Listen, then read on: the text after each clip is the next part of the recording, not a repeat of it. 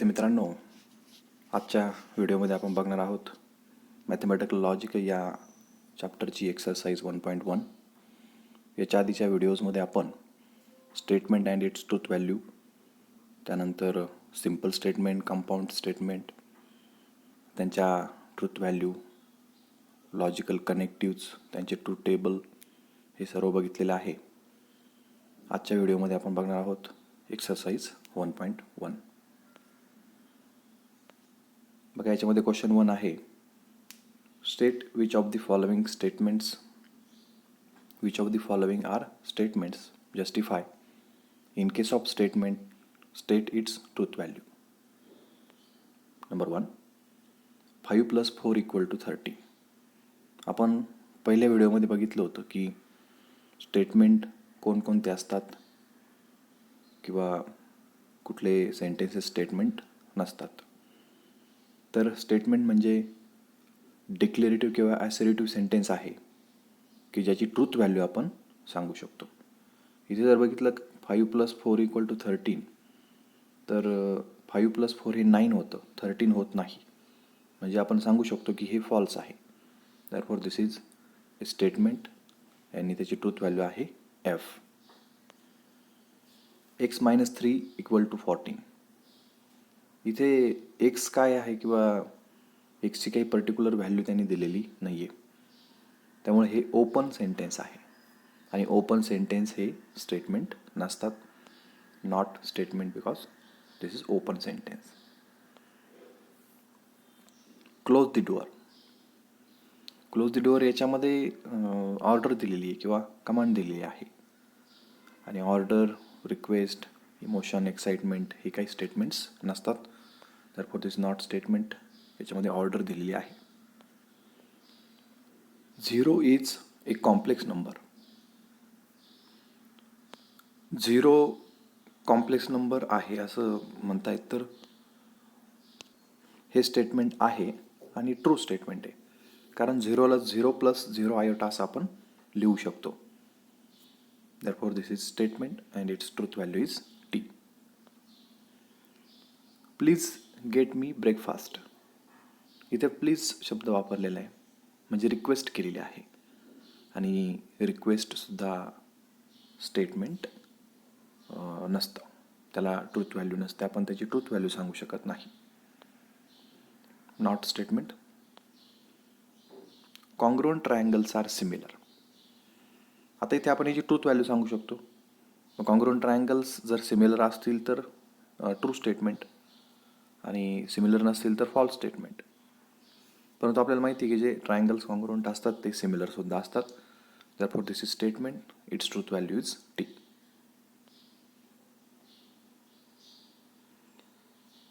Next example आहे x² = x. पुन्हा एकदा इथे आपण बघू शकतो की एक्सची काही पर्टिक्युलर व्हॅल्यू किंवा एक्स काय घ्यायचा आहे इथे दिलेले नाही आहे. त्यामुळे हे ओपन सेंटेन्स आहे. Therefore not a statement. A quadratic equation cannot have more than 2 roots. आता क्वाड्रॅटिक इक्वेशन म्हणजे ज्याच्यामध्ये पॉवर 2 असते, ज्याची डिग्री 2 असते आणि त्याचे जे रूट्स आहेत ते 2पेक्षा जास्त असू शकत नाही.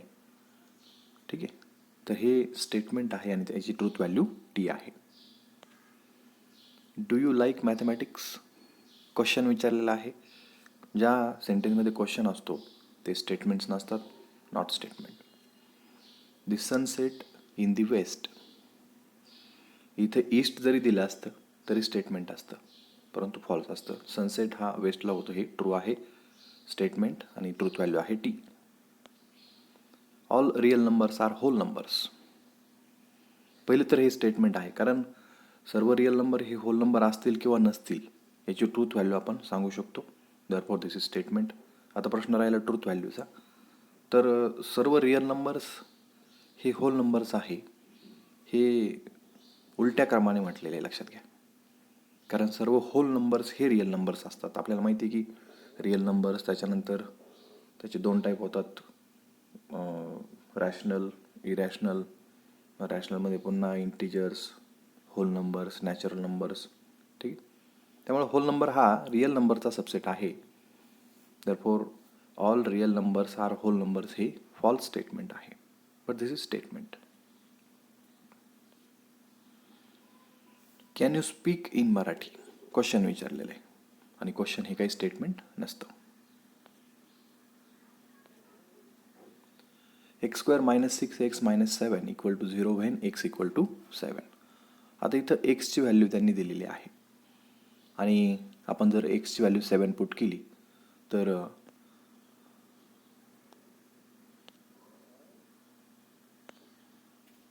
x² म्हणजे 7² 49 - 6 × 7 42 49 - 42 - 7 = 7 - 7 = 0.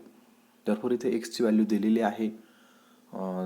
हे स्टेटमेंट आहे आणि हे व्हेरीफाय पण होतं की x² - 6x - 7 = 0 when x = 7. Therefore this is true statement आणि ट्रूथ व्हॅल्यू आहे t. The sum of cube roots of unity is 0.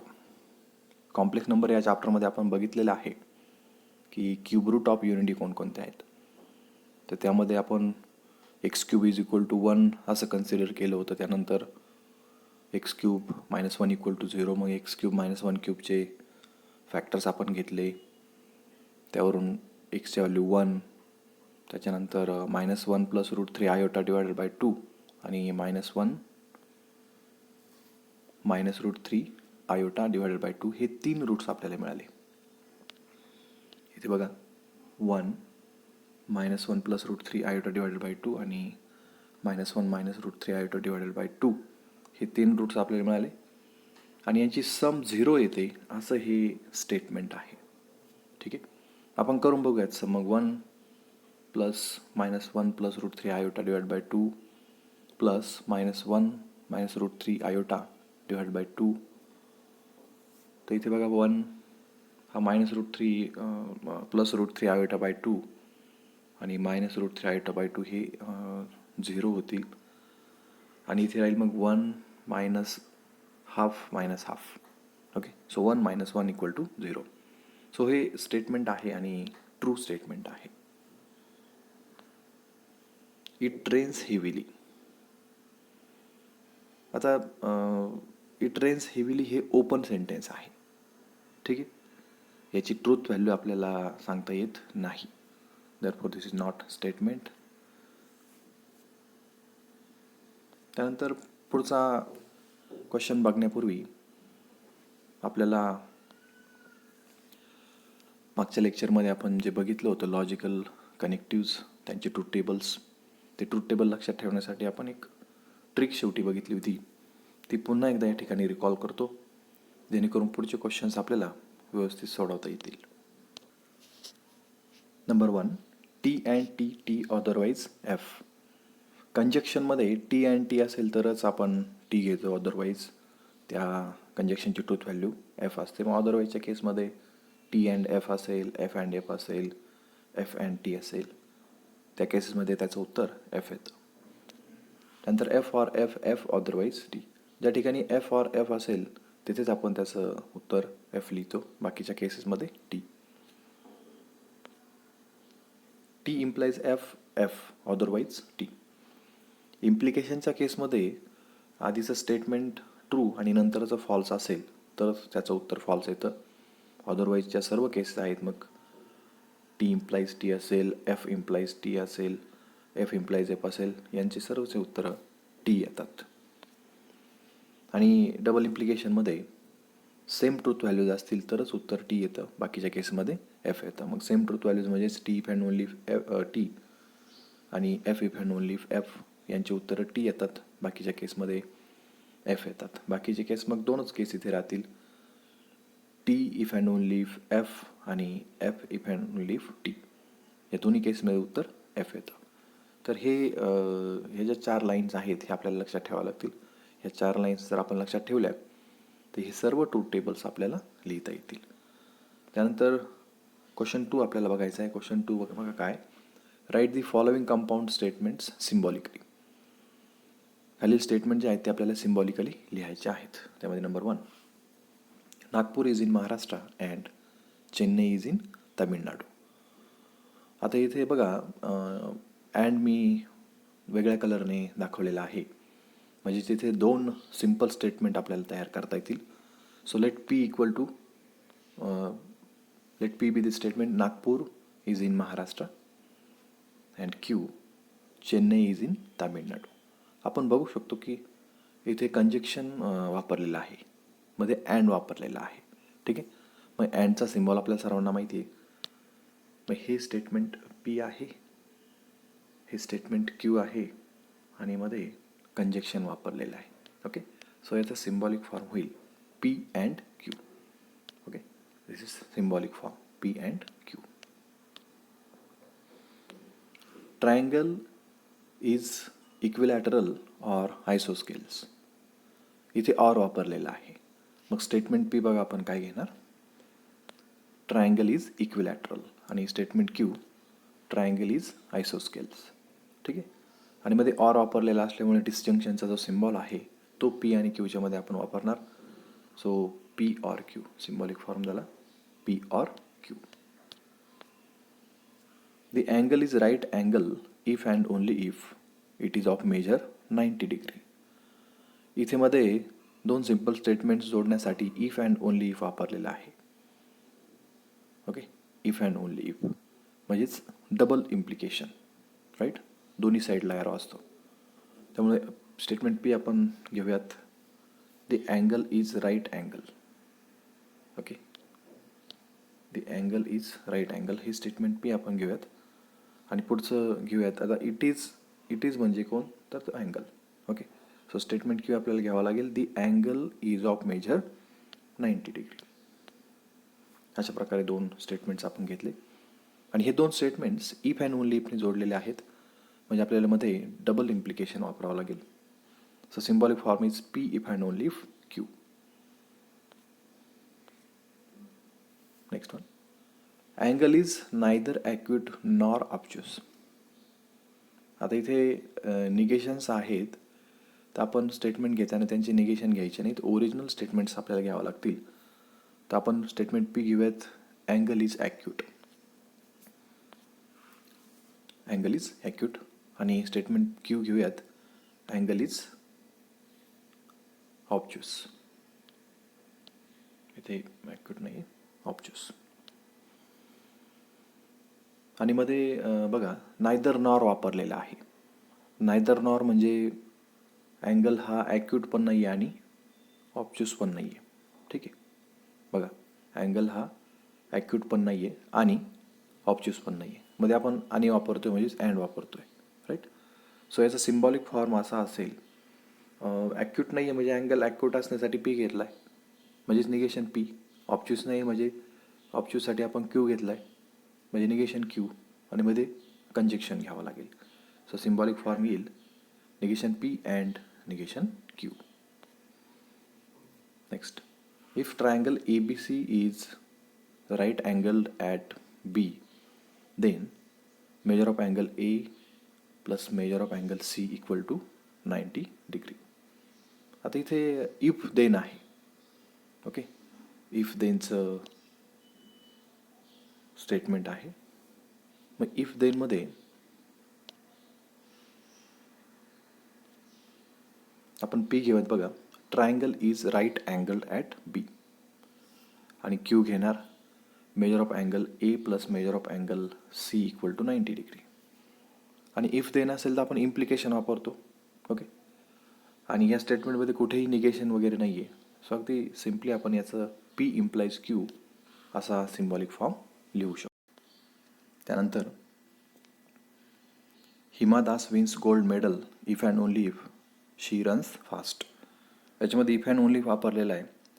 Statement P बघा, Hima Das wins gold medal, आणि स्टेटमेंट क्यू घेताना शी रन्स फास्ट असं घ्यायचं नाही आहे, हिमा दास रन्स फास्ट असं घ्यावं लागेल.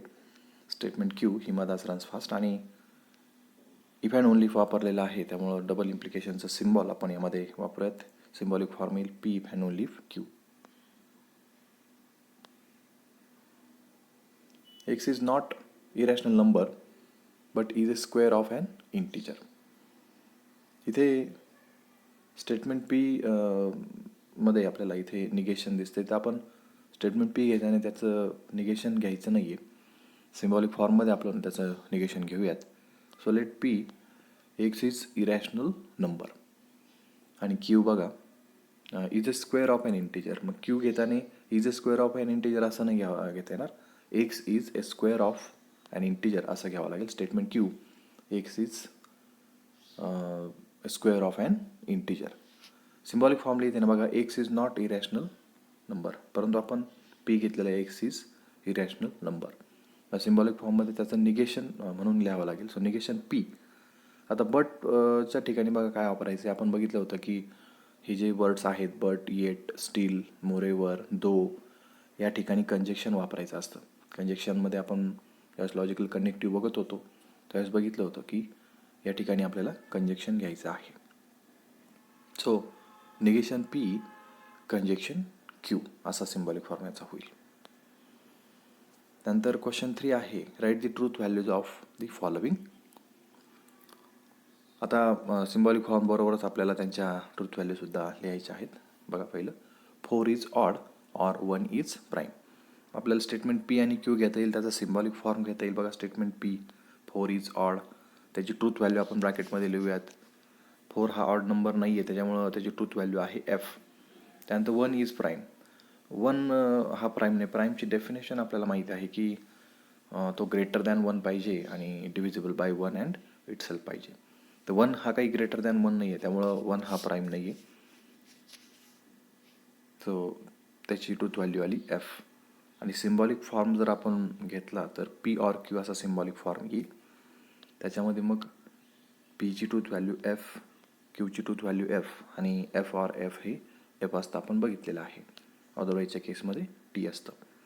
सो या 4 is odd or 1 is prime या स्टेटमेंटची ट्रूथ व्हॅल्यू आली F. Truth value of given statement is F. पुढचं बघा, 64 is a perfect square and 46 is a prime number. Statement P आणि क्यू आपल्याला घेता येईल. तर स्टेटमेंट पी आहे 64 is perfect square. Statement Q आहे 46 इज ए प्राईम नंबर. 64 हा परफेक्ट स्क्वेअर आहे. 64 हा 8चा स्क्वेअर आहे त्यामुळं हे स्टेटमेंट ट्रू आहे. त्याची ट्रूथ व्हॅल्यू टी आपण ब्रॅकेटमध्ये लिहिलेली आहे. 46 हा काही प्राईम नंबर नाही, कारण आत्ताच आपण प्राईम नंबरची डेफिनेशन बघितली. प्राईम नंबर हा ग्रेटर दॅन 1 असावा आणि डिव्हिजिबल बाय 1 अँड इटसेल्फ असावा. हा ग्रेटर दॅन 1 आहे परंतु डिव्हिजिबल बाय 1 अँड इटसेल्फ नाही आहे. याला बाकीचाही 2ने भाग जातो आहे त्यामुळं 46 हा काही प्राईम नंबर नाही आहे. त्याची ट्रूथ व्हॅल्यू आली एफ. मध्ये कंजेक्शन वापरलेलं आहे. सो याचा symbolic form P and Q असा येईल. पीची ट्रूथ व्हॅल्यू टी, क्यूची truth value F. So T and F. आणि टी अँड एफ एफ असतो कारण टी अँड टीच फक्त टी असतो. बाकीच्या सर्व केसमध्ये अँड किंवा कंजेक्शनमध्ये एफ उत्तर येतं. टी अँड टी इथे नाही आहे, टी अँड एफ आहे म्हणून याचं उत्तर एफ. याची ट्रूथ व्हॅल्यू आली F. The truth value of given statement is f. Next, 5 is a prime number and 7 divides 94. मग एक एक स्टेटमेंट आपण घेऊयात. Let p 5 is a prime number आणि स्टेटमेंट क्यू घ्यावा लागेल 7 डिवाइड्स 94. 5 इज प्राईम नंबर हे ट्रू आहे कारण 5 हा ग्रेटर दॅन 1 आहे आणि 5ला 1 आणि त्याच्या स्वतः व्यतिरिक्त कोणीही भाग जात नाही. ठीक आहे, त्यामुळे 5 इज प्राईम नंबर हे ट्रू स्टेटमेंट आहे. त्याची ट्रूथ व्हॅल्यू येईल टी. 7 डिवाइड्स 94 हे फॉल्स आहे. 94ला काही 7 डिवाइड करत नाही. मध्ये कंजेक्शन आलं आहे म्हणजे पी अँड क्यू हा सिम्बॉलिक फॉर्म होईल. आणि पुन्हा एकदा पीची ट्रूथ व्हॅल्यू टी, क्यूची ट्रूथ व्हॅल्यू एफ आणि टी अँड एफ याचं उत्तर एफ येतं कारण टी अँड टी फक्त टी आहे, बाकीच्या केसमध्ये एफ येतं. The given truth value of given statement is F. पुढचं बघा, it is not true that 5 - 3 iota is real number. आता इथे it is not true that म्हणजे निगेशन घेतलेलं आहे. मग स्टेटमेंट पी आपण इथे एकच स्टेटमेंट आहे. ओके, हे काही कंपाऊंड स्टेटमेंट नाही आहे. बघा, let p 5 is a real number. 5 - 3 iota is a real number. आपल्याला माहिती आहे 5 - 3 आयोटा हा कॉम्प्लेक्स नंबर आहे. 5 - 3 आयोटा हा काही रिअल नंबर नाही आहे, त्यामुळे हे स्टेटमेंट फॉल्स आहे. ओके, आणि it is not true that म्हणजे याचं काय आहे, निगेशन. सो सिम्बॉलिक फॉर्म येईल निगेशन पी आणि निगेशन एफ. स्टेटमेंट पीची truth value F, negation F येतं T. Therefore truth value of given statement is T.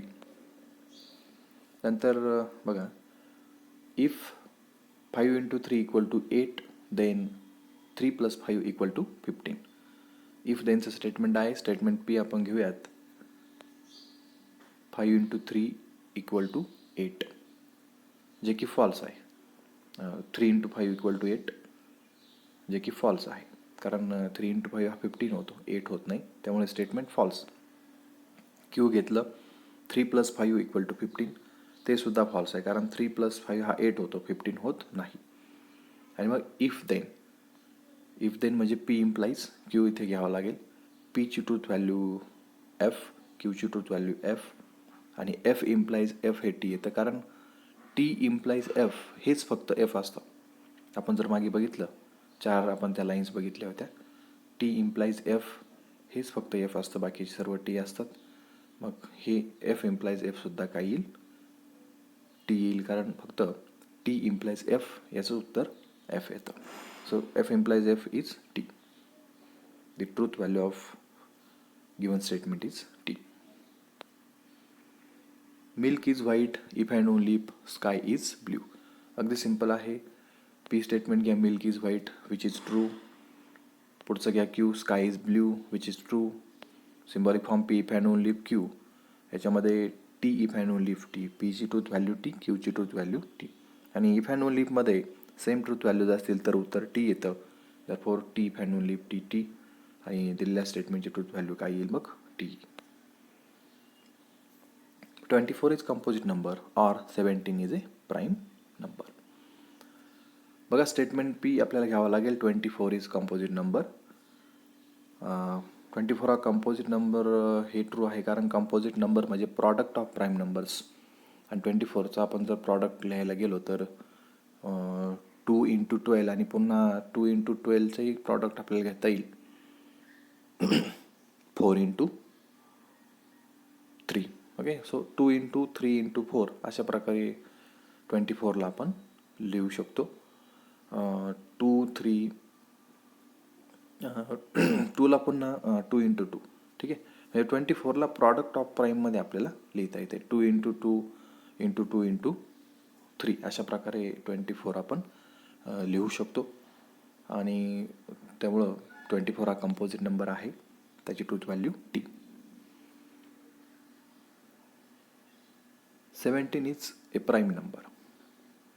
17 prime number आहे, कारण हा ग्रेटर दॅन 1 आहे आणि individual by 1 and itself आहे. तर्फर 17 इज प्राईम नंबर हे ट्रू स्टेटमेंट आहे. मध्ये ऑर आलेला आहे, डिस्टिंक्शन वापरावं लागेल. P or Q. पीची ट्रूथ व्हॅल्यू टी, क्यूची ट्रूथ व्हॅल्यू टी. आणि आपल्याला माहिती आहे की डिस्टिंक्शनमध्ये एफ ऑर एफ असेल तरच उत्तर एफ येतं, बाकीच्या केसमध्ये टी येतं. तर टी ऑर टी सुद्धा काही मग टी येईल. Truth value of given statement is T. यानंतरच्या व्हिडिओमध्ये आपण क्वेश्चन 4 आणि 5 बघणार आहोत.